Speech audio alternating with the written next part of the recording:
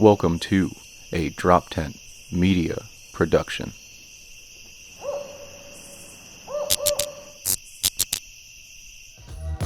Seriously? What's up? Today on Seriously Dad, we got one of the best in New York City, Monty. He talks about being a father late in life, raising two girls, cultural customs, and trying not to be a hoarder. Listen up, Seriously Dad. Seriously, Dad? Seriously, Dad? Two father comedians out of Philadelphia. Seriously, Dad? Dad? Seriously? Dad? Seriously?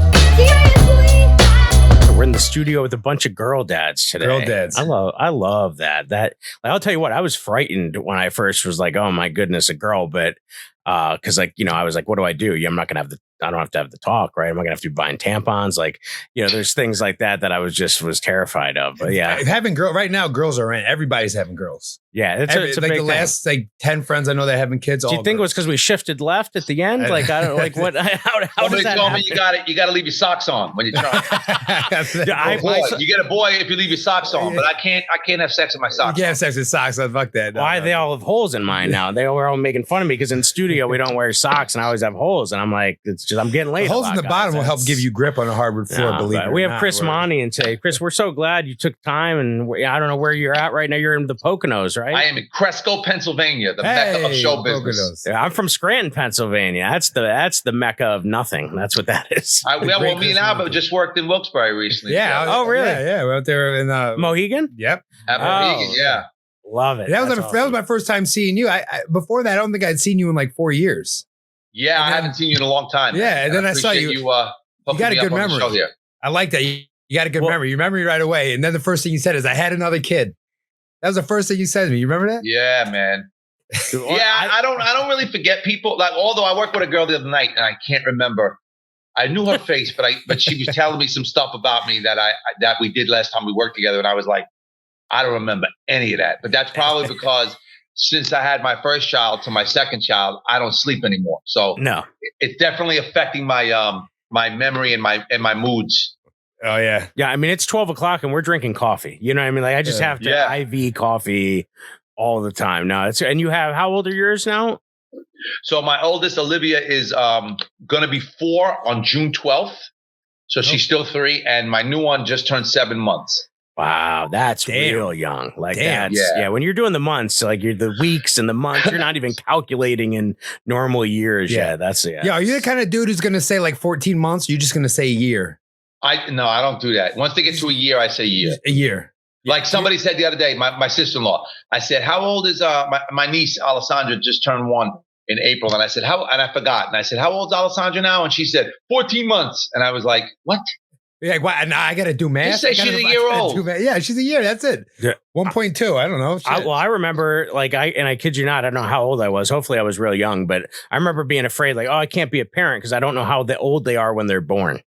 Like, you can't be 0, right? Like, you're already 9 months old. You're already 9 months, right? Like, it had to be, right? Yeah. So I just all of us are 9 months older than our birthday. That's right. Right. In reality, because you start growing and aging and dying from the minute you have life, and the minute you have life is when you penetrate that egg.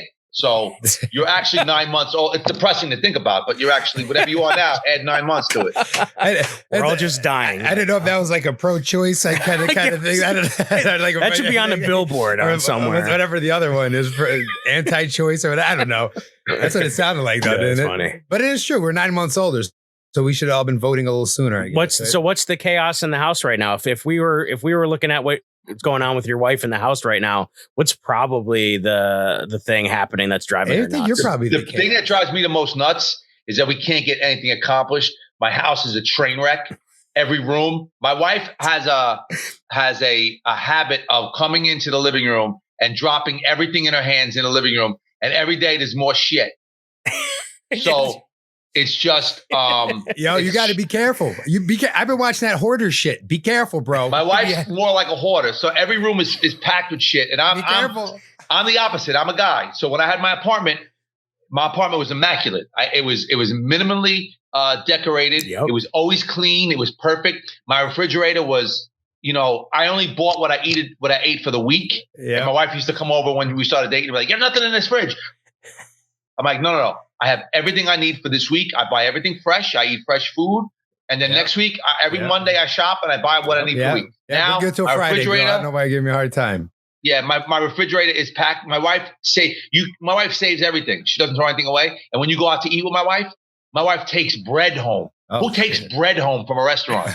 It's like French fries. She's like, can we wrap the bread? I'm like, we're not. This isn't 1929. This ain't the Great Depression.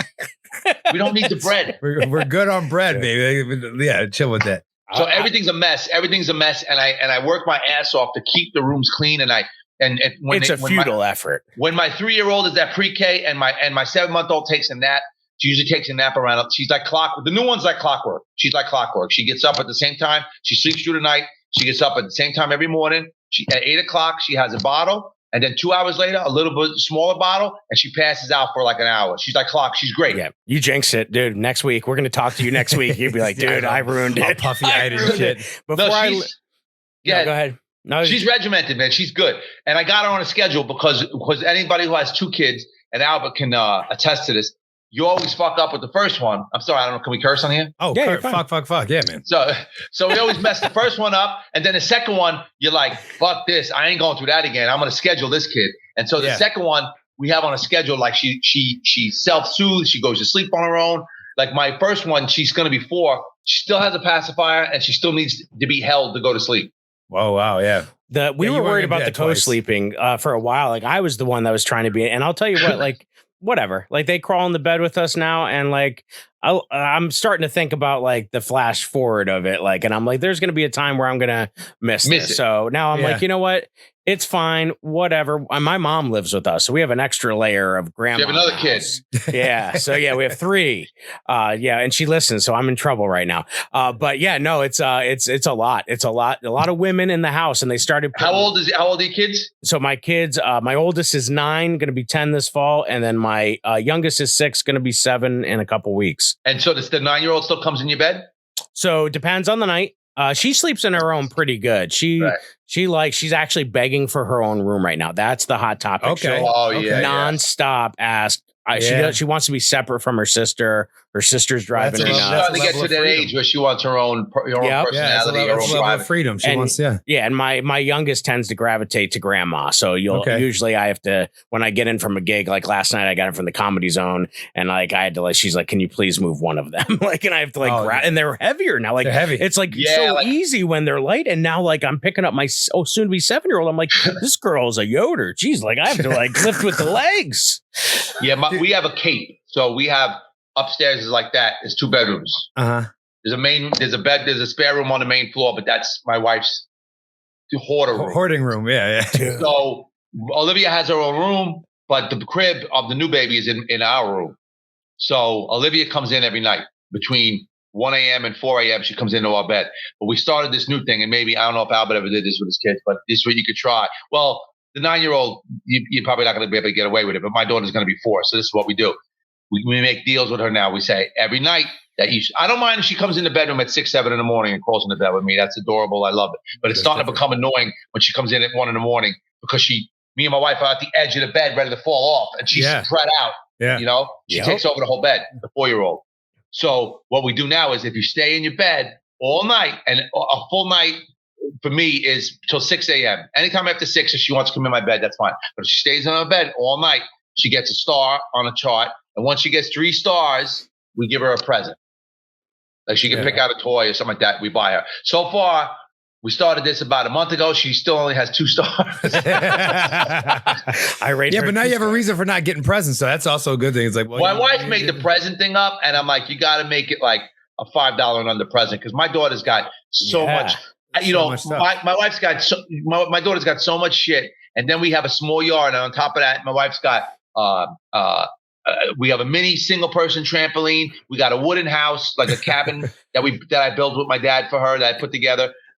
We got a roller coaster thing. We got all this shit that I got to constantly break down and store. Dude, you gotta get smarter. You got to do stuff like we'll do stuff. Even the Tooth Fairy now. The Tooth Fairy, like brings her an opportunity to go buy like a book or give them an opportunity to do something they don't normally get to do. It's like when you're making Mother's Day cards as a kid and you don't have any money. You're like, oh, you get a back rub, or like you got to find the kid equivalent of like that stuff, because then you're not having to IKEA everything that they're bringing out, and you're saving some money. You'd be like, oh, you get ice cream for breakfast one day. Yeah, no, you're right. My kids, they got more shit. They got Chris. My daughters live with their mother, so they're not in my house 24/7 full time. But they have so much shit. Like so many toys. You're stepping on them. They're falling. They're losing them. They find. I'm gonna break my neck. You buy it twice. Like it's way too many fucking toys. I dig it. I did have a question for you. If you walk in a room and clean it, how long till that room needs to be cleaned again? About 2 hours later. Oh my God. Easy. Because my wife will come home from work and drop everything on the couches and on the coffee table in the living room. And my wife has this habit of leaving her shoes right in front of the fucking door. And you come in the front door and you trip and you're going to break your neck. I'm like, who puts their shoes? I do that. I can't say. No, I agree with taking these shoes off in the house because you're bringing in disgusting shit. But there's a little side space at the front door where I have a little mat down where you put your shoes on. She leaves them right in the walkway every day. And then what she does is, she wears different shoes throughout the day. So by the end of the week, bro, there's like 6 pairs of shoes lined up in front of the doorway. But does she do that because she knows you'll clean it? Like, did this happen as your relationship went on and she knows that you're the neat freak? Nah, she did it in her own apartment when we were dating too. Well, okay. when did you guys meet? How old were you when you guys met? Because you got married late, right? Later. I got married at 45. So you guys had lived a life. Like, I mean, you guys had lived you get set in your ways, I think. At least you get set in your ways. We didn't live together until after the wedding. My wife didn't want to move in with me until after we got married. And then when we got married, we didn't rush in to have our first baby because my wife said, let's live together for a year and see if that works. And then we'll decide if we're having a baby. Because when, my wife was 38 years old, I was 45. And we were, used to being on our own for a long time. Yeah. Best thing I ever had. I had a teacher in high school, and I went to this like boarding school for my last year at high school. And this teacher who had been, he's like, they were married 8 years before they had their first kid. And he said that was they wanted to make sure that they had lived a life together before they brought another life into it. And I like, that was so smart. We waited 2.5 years.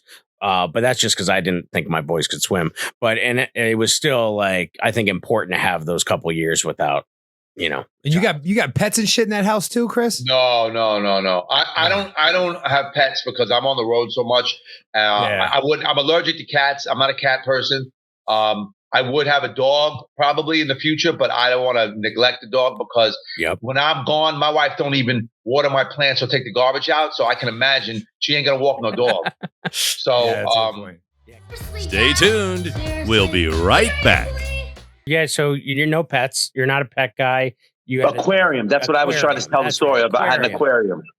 But I wouldn't even get an aquarium today. I enjoy having fish, but I wouldn't even get that because, like I was trying to say before, I want to purge. I don't want to bring more shit into the house. I'm with you. 1,000.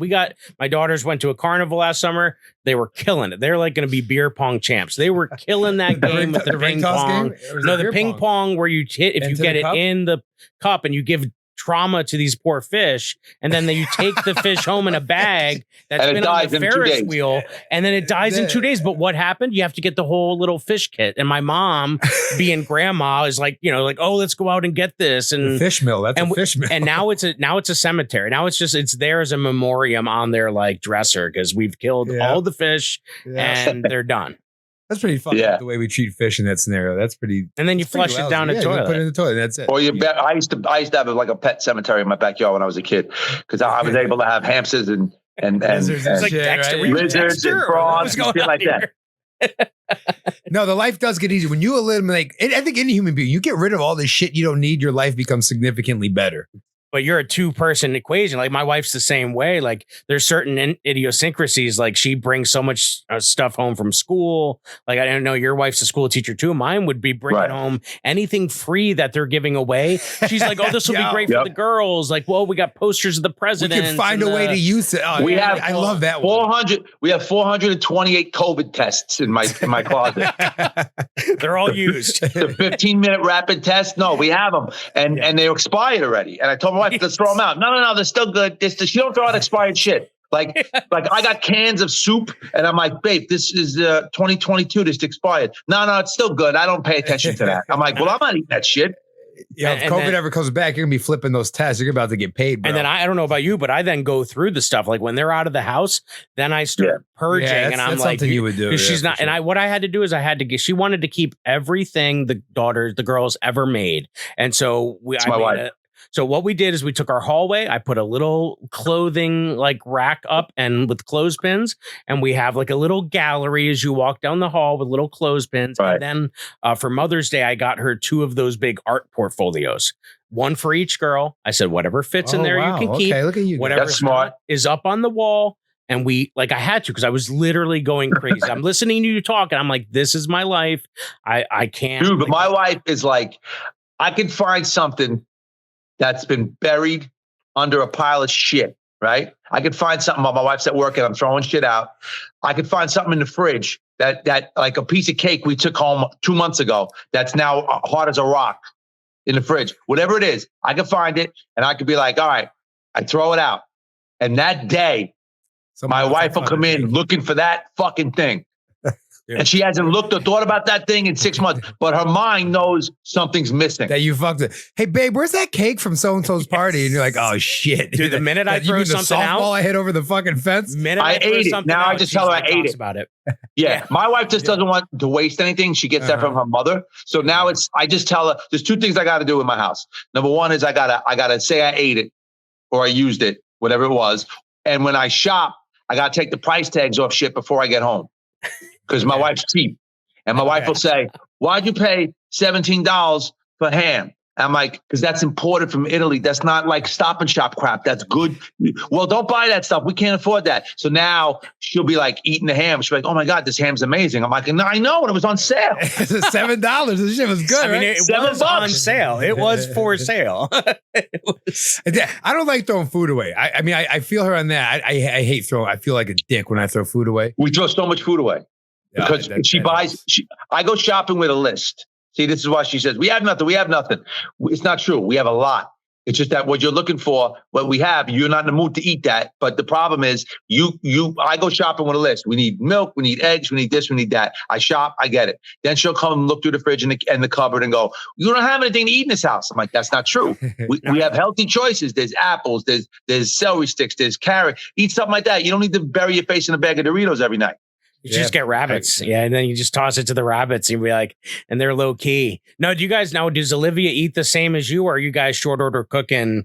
Like what I do all the cooking. My wife doesn't do any cooking. I cook breakfast, lunch, and dinner. I even pack my wife's lunch. I'm a good housewife. Wow. There you go. That's nice. But does your 4-year-old eat like? She's a pretty good eater. She likes she likes hot dogs, chicken. No, like that crap. Yeah, she likes, but she eats like, chicken. She eats steak. She eats like olives. She eats lupini beans. She eats edamame. Yeah. She eats sushi with us. She won't eat the fish, but she'll get like the vegetables and the rice. And she likes Chinese food. She likes pizza. So she's pretty good. She's picky in certain areas. She's finicky as far as she won't eat a lot. We got to try. Like she's skinny, and my new one is like going to be a linebacker. Yeah.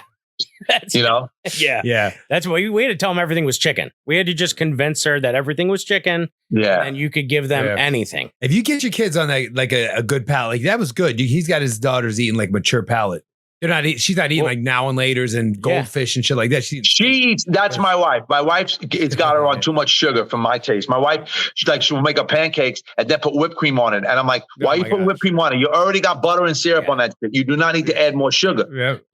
And my wife's got her on like, chocolate and ice cream and stuff like that. A little too much for my taste because sugar is your biggest enemy. And my sugar to my daughter is like an 8-ball of cocaine. Yeah, exactly. Yeah. She eats sugar. I can tell the minute she's had sugar because for the next hour, she shakes. She's so wired. Yeah. The mood change. I can see it too. Well, your brain chemistry. The mood changes. It's like they're partying. Yeah. They become different.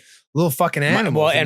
Mine were eating salmon and doing some of that real young. And then about 5 or 6, it pivoted. And now we have different meals. Like we are cooking different meals, and my mom's the worst. So like we're making like 3 or 4 different meals. So like Amanda and I would get like HelloFresh during the pandemic because then they bring everything. And so we had the 2-person. And then we have the girls the one thing, and then we kind of let my mom just do her thing because she's just a nightmare. My daughter too, but Olivia used to eat salmon. She used to eat flounder. She used to all that stuff. And then when she turned like 3, the texture just changed in her mind. Like my wife says, the texture, like she. Goddamn internet.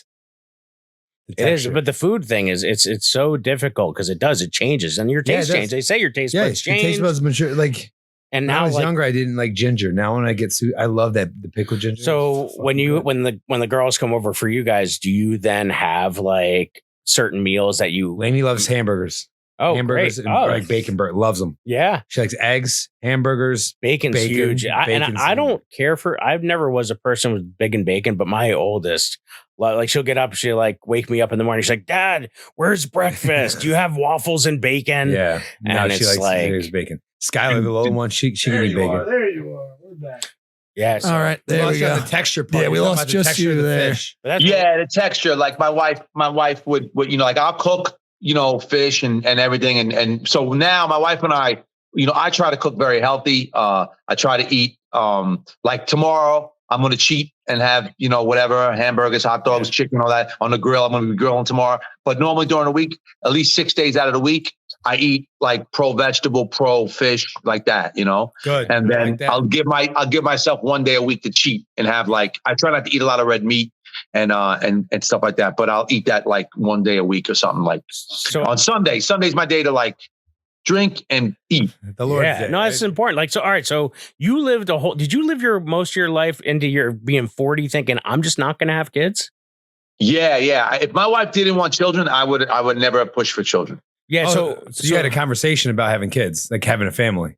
Well, my wife, when we started dating, she said, I want children one day. So if you want this to be a meaningful, long lasting relationship, if you don't want kids, then just tell me now and we won't date. Okay. So I was like, and what happened? Yeah. What? I was going to say, what was your initial? Yeah, that's what I want to know. Were you like, okay, she's good, I'll have kids, or I'm not definitely? Well, here's what happened. I'm going to tell you what happened. We started dating in 2015. We started dating in January of 2015. And in October of 2015, my wife got pregnant. Okay. Accidentally. You know what I'm saying? We messed up. And so I'll never forget it too, because the Mets were in the World Series and the Jets were like 4-0. And it was Sunday. And on Sunday, I come from an Italian background, mostly in my heritage. And on Sunday, I make a big pot of tomato sauce and meatballs and sausage and pasta. Right. And I get ready to watch the Jets were playing at 4:00 and the Mets were on at 8:00 in the World Series. I had a perfect Sunday plan for myself. It's like the best day ever. Yeah. My wife was with me from the night before. She used to sleep over on the weekends. And then that day, she said to me, it was the middle of October. And that day she had said, something's not right. I think I'm pregnant. And I said, why did you miss your period? And she said, well, today is the day I would have got it. I'm like, well, it's today. I'm like, what are you worried about? You can get it a day or two late. Yeah. She goes, no. I feel weird. I'm telling you, I think I'm pregnant. So now I couldn't enjoy anything. Right. Yeah. So yeah, of course. I was so pissed off. I couldn't enjoy the meal. I couldn't enjoy the game. It's the worst meatballs ever. Did they win? Did they at least win? How did the Mets and Jets do that day? He don't even know. He don't even remember. No, I do remember. The Jets won. I couldn't enjoy it. And I think that was that was the game that the Mets got eliminated in, Game 5 or whatever. Yeah. But anyway, God bless that little girl of yours. So no, in between at halftime of the football game, where I lived 1 block away was a 24-hour Walgreens. I said, come on, let's go to Walgreens and buy a pregnancy test. So we went there. We bought a pregnancy test. She took it. It said positive, pregnant. So I said, all right, before you panic, go see your doctor and confirm everything. So she did that, and she was pregnant. So we decided we were going to keep the baby. And what we would do is she would have been due in like July of 2016. So what we decided, and we were only dating, remember, a few months. We met in January. We started dating in January, and it's October now. So it's not even a year. Yeah. And so we said, okay, here's what we'll do. You'll have the baby. And then when the baby comes, what we'll do is we'll go and get married. Right before you have the baby, we'll just go to sign the papers, go to the justice of the peace. And then after the baby comes, we'll have a wedding. Now, if that would have happened, that would have saved us about $50,000 because what happened was she lost the baby in December. She was about 7 weeks pregnant. She lost the baby. And then at that moment, I was driving home. I was on the road with Jim Brewer, and I was up in Vermont. And I'm driving home from Vermont. And I knew she lost the baby, and it was over. And I'm driving home, and all I'm thinking is, this is my decision now. I'm either out of this relationship or I'm in, right? I got to make a decision because, like going forward, this is what's going to be. I was almost there. I almost had a baby. And I'm like, God, now if I really don't want a kid, you got to, but I was like, she's going to make a great mother. She's going to make a great wife. This is my friend. This is my girl. I'm coming home and, staying in. And that's when I decided that, I'll stay in and I'll have children one day. Damn, that's a great fucking that story. moment is so awesome because and Al just got married recently. I did. You see that shit? Sucker. I know, right? Was there a moment for you, Al? When you were very similar. Very similar. All right. Sammy had an opportunity to do something somewhere else in the United States. She was going to go to Texas, and we had just met, and I was like, all the qualities I'm looking for in someone.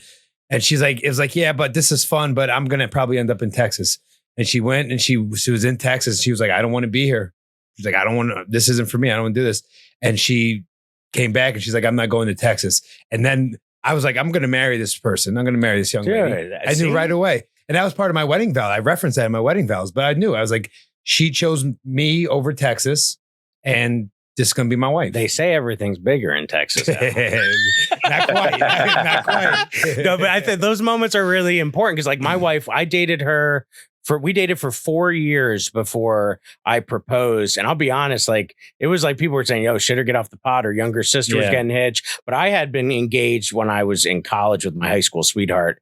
And that messed me up. That I had to be recalibrated. My Google Maps was pointing in the wrong direction. Oh, yeah. We're going to double back. You were engaged in college? So I was engaged in high school college girlfriend? to my high school sweetheart. Right. Yeah. Oh, that's Holy dumb. shit. You're too young. Wow. Dude, you're telling me. Yeah. Now, it was like one of those things where she was like from a really broken home, and we grew up very fast. And like, so, and so it was one of those things that she didn't have much. And so there was this bond that we had that was not your typical. So, and so that was part of all of that. And I thought I had found it. And I basically didn't date in college because I was in a committed relationship and I was coming home on the weekends.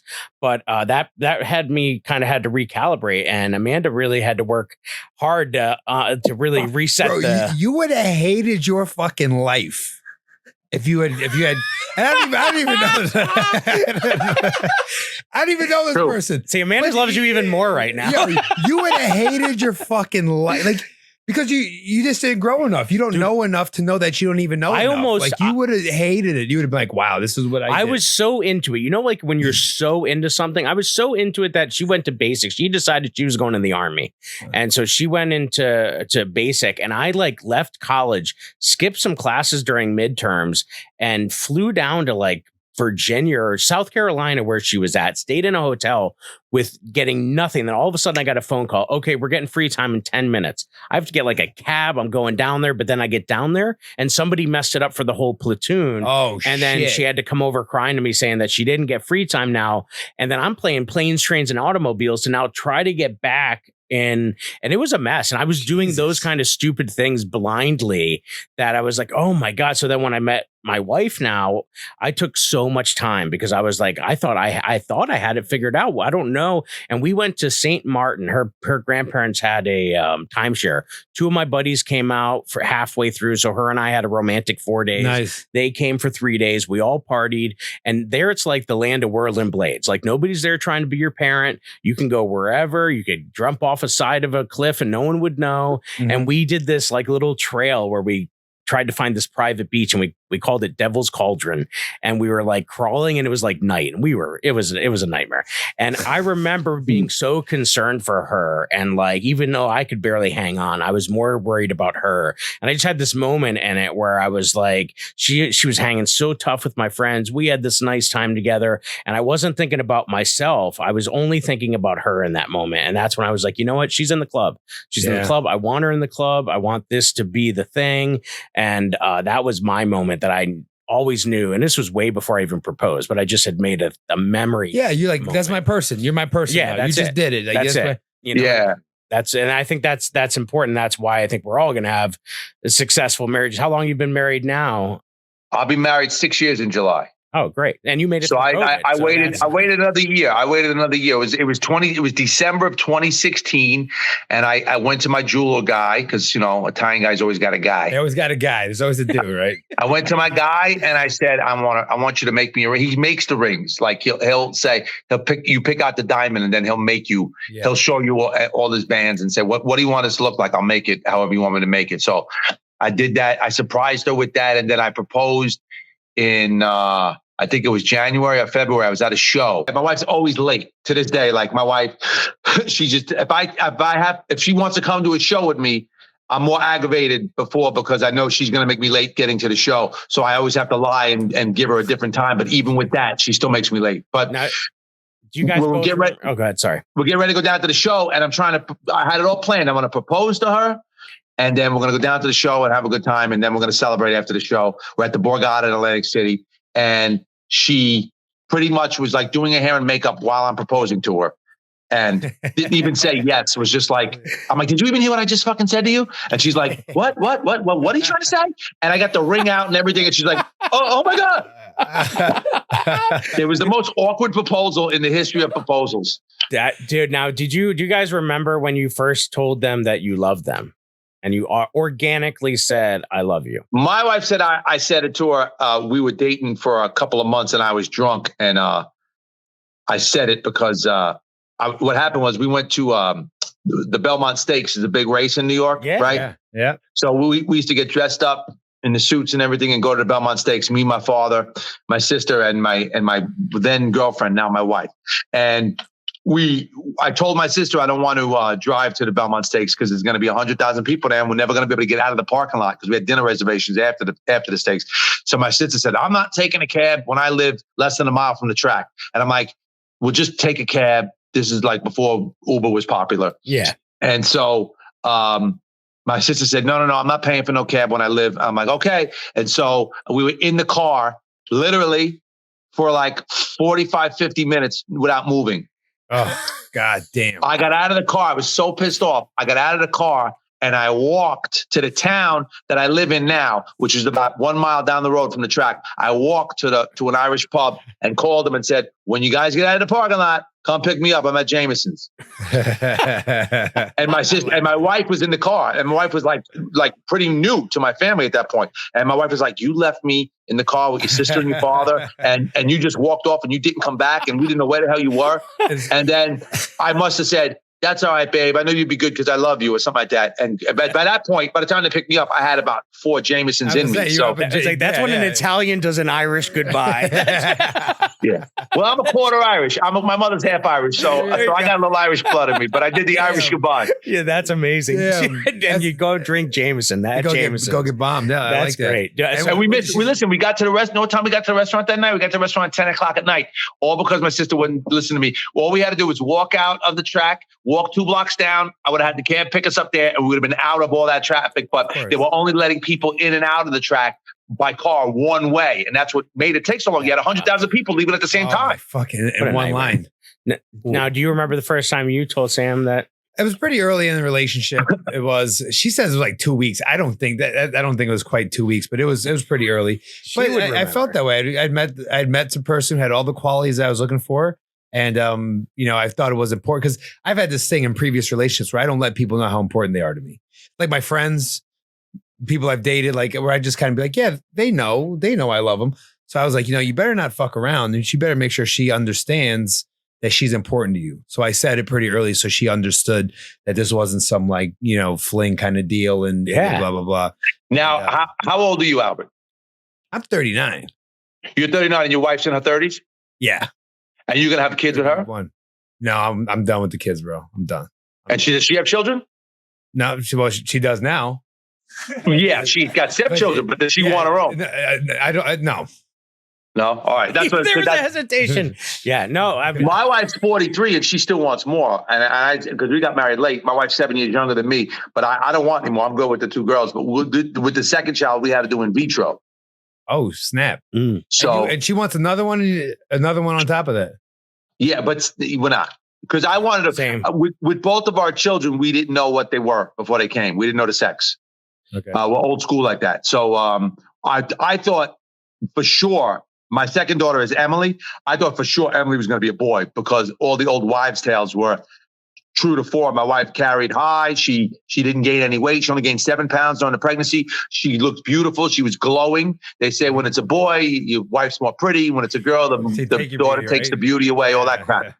So my sister even did the thing where they lay, it's an old Italian thing where my wife lays on the couch and you put the wedding ring on the string, hold it over the belly and it circles or it goes side to side. What is going on? I've never heard any of this. Monty, I only know all this stuff because of my uncle, but dude, you're exposing Jay to too much of this. I was like, what is going on? Don't do it. It's like a Ouija board. We got a Ouija board out at one point. You hold the stick, right? No, you never heard the ring on the string? I've never heard any of this. So here's what you do. The wife, the pregnant lady, when she's got to be significantly pregnant. She's got to be like, like past like maybe 4 months, 5 months, 6 months.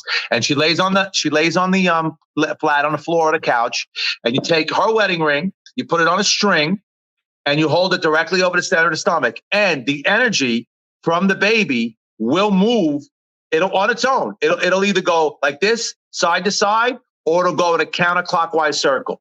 If it goes in a circle, it's like a boy. And if it goes side to side, it's a girl.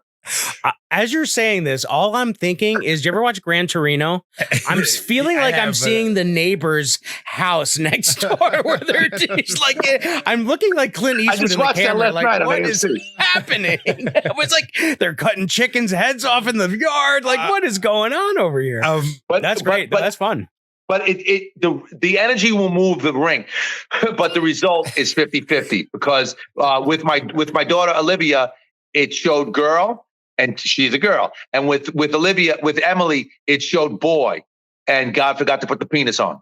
This is like when you talk to a friend who you didn't know was really into tarot. Yeah. And then all of a sudden you just find out so much about them in a moment. Gemstones or some shit. Like, what the fuck? This is just an old school. I think it's really more of an old school Italian thing. And that's why my sister's like the witch doctor. Great. Yeah, no, clearly it sounds like it's great. I love it. See, I get an image of like, so I don't know the Gran Torino, but like it's like a seance type. So like his neighbors, the neighborhood is all Korean to like Hmong people have moved in, and so he's getting into their world because he actually helps the family next to him, and they befriend him, and he is begrudgingly going over there because it's his birthday and they have free beer, but he's in their and he calls them to their face like all the time. Oh my god, it was so. I know that he was being him. It was just, but yeah, it's just funny because he's getting inside, and they're like leaving presents on his. And they treat him better than his own kids.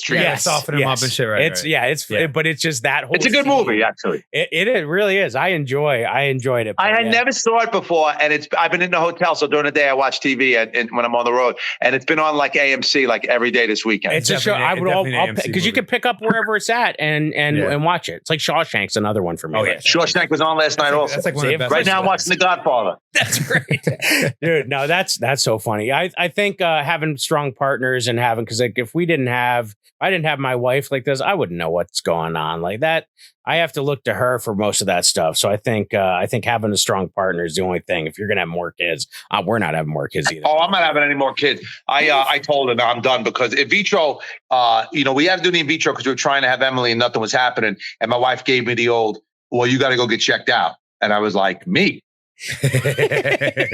So I went and got checked out, and I was shooting way above average. There you go. There we go. So yeah, we go to the sit down with the doctor, and she says, well, a man, that's in his later 40s has, on a low spectrum, 20 million sperm.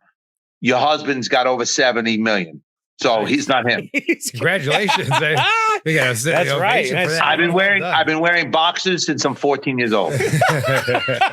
Well, and he puts the ring on a string around. He puts the ring on a string. Then it goes. This is new Fruit of the Loom commercial right here. Here we go. No, listen, man. They say I learned when I was a kid. If you wear tidy whities, they kill sperm for having whatever. So I've been wearing boxer shorts. Mountain Dew was the other thing. That was the other right. With the box. So my wife got checked out and she wasn't producing eggs. So we did the in vitro. They gave her these this self kit of shots. She had to give herself like twice a day, hormone shots and stuff like that. And she got two eggs out of it. And then I got to go make a donation in a cup. You know how it works. And then what we did was my wife said, put them both in me. If they both grow and I got twins, that's fine. I don't care. But one survived, one didn't. And we got Emily. So it's amazing what they can do today. And my wife said she would go through it all over again. But I said, you know what? At your age, and I'm not trying to be mean, you're 43, you're going to be 40, you're going to be 44 in August. I was like, why risk? Having we have two beautiful, healthy children. Let's just not overplay our hand. You know what I mean? Absolutely. Well, I was gonna say before you said it, who the fuck can afford like 3 children? I mean, it's fucking dude. I expensive. can't even watch. I watch 2 kids all day. I can't tell you. And then my wife comes home, and you know this because you're a teacher. Also, it's a long day teaching, and my wife teaches middle school. She's 6th grade, and she comes home and she's like, I need to lay down. And I'm like, you need to lay down. Like, I need a glass of wine now. It's 5 o'clock. Like, I'm ready to just unwind, cook dinner. And then that's what I do every day at 5 o'clock. We don't really eat till 6:30, but I start cooking dinner around 5. I pour myself that glass of wine and I'm like, just you be with the kids for like an hour because I just need a break from them. Yeah. My wife and I are both teachers. So we get home. It's that same. Now I've been lucky with my schedule this year. I get home an hour a little earlier ahead of her.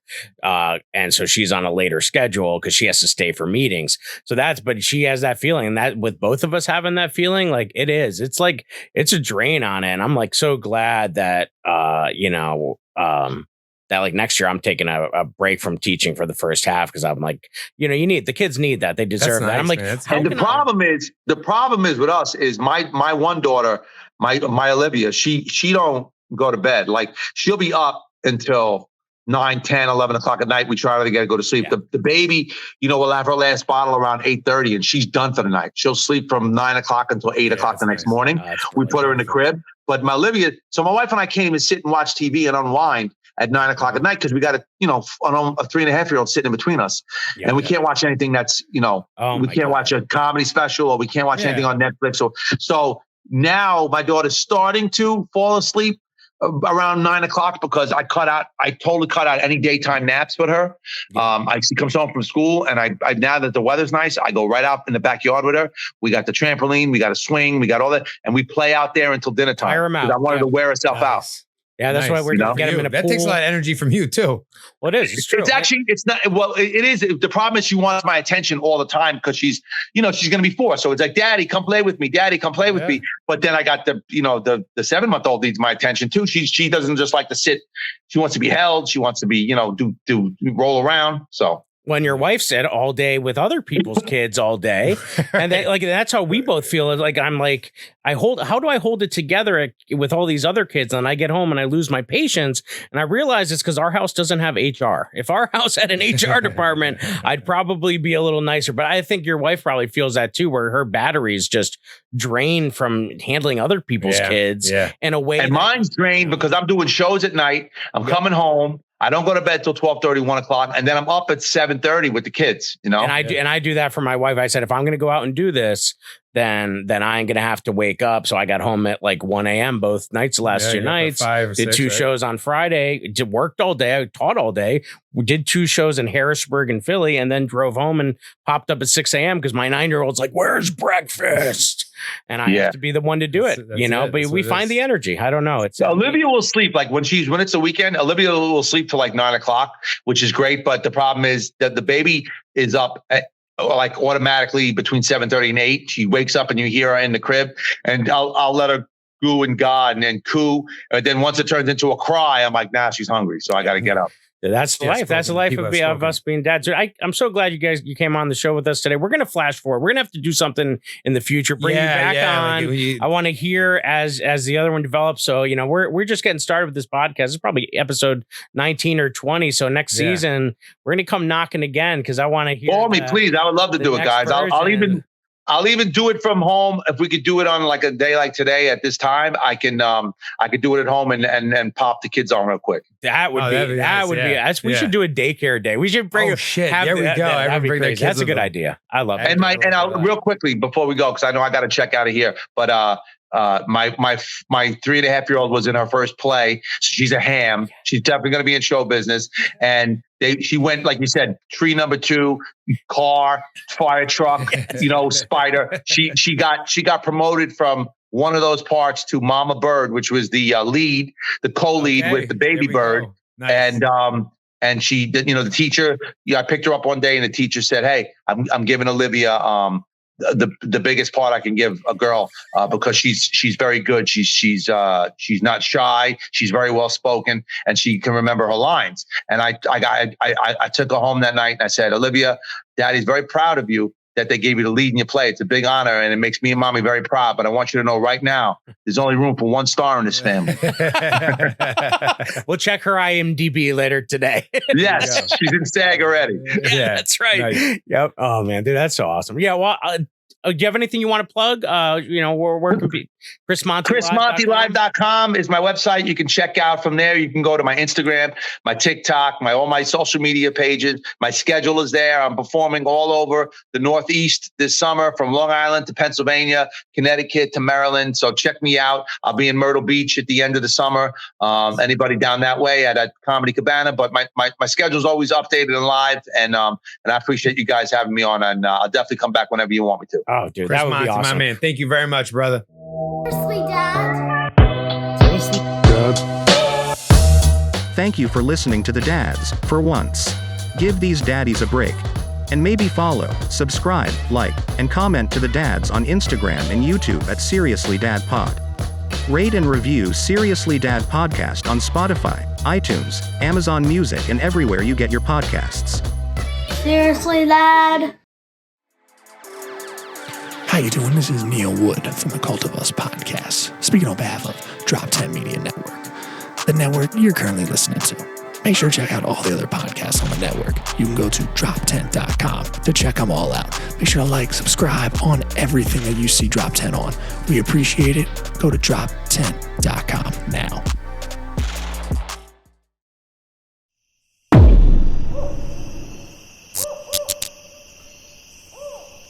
This has been a Drop 10 Media Production.